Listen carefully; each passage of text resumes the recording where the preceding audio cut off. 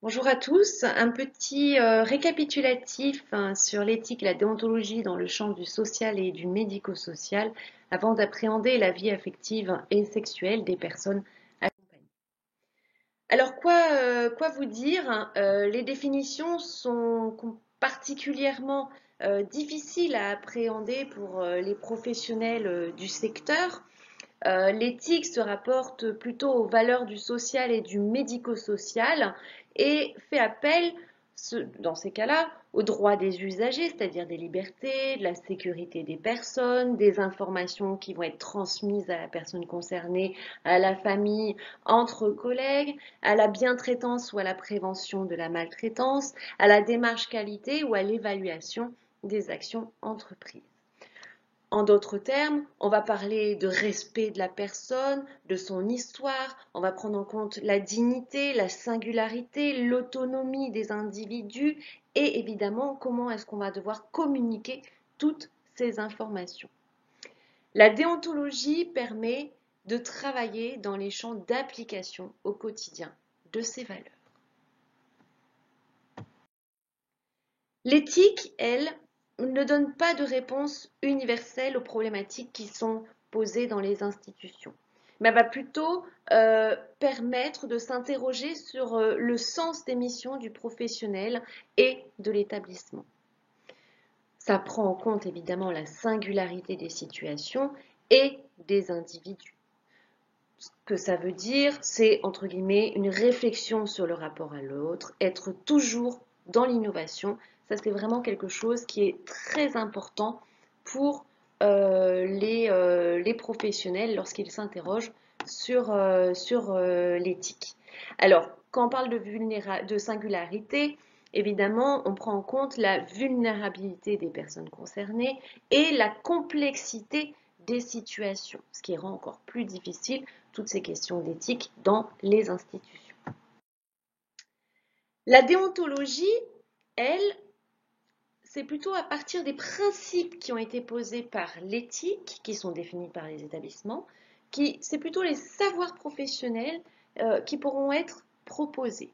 C'est pour ça qu'il est très important dans une institution d'avoir des outils présents dans les structures, de comprendre l'application des lois régissant ce secteur, d'avoir des projets individualisés qui sont remplis d'objectifs et de concevoir un système d'évaluation des missions effectuées. La déontologie, vraiment, elle a pour mission de répondre à une grosse question, concernant toutes les conduites à adopter face à une situation ou une personne concernée. Récapitulatif aussi sur ce que c'est que la bientraitance. La bientraitance, elle doit, elle se compose de trois concepts: la bienfaisance, la bienveillance et la sollicitude. La bienfaisance, c'est ne pas faire de tort à l'autre. Autrement dit, elle doit répondre à la question du bénéfice-risque pour la personne. La bienveillance, quant à elle, c'est avoir une attitude, une posture positive et bénéfique à la situation de la personne. Autrement dit, elle doit répondre à la question: quelles sont les intentions envers l'autre? Par exemple, le projet d'établissement, le projet individualisé des personnes. La sollicitude, quant à elle, c'est plutôt se préoccuper du bien-être et du plaisir à l'autre. C'est-à-dire répondre à la question: est-ce que j'apporte un équilibre à la personne ou pas?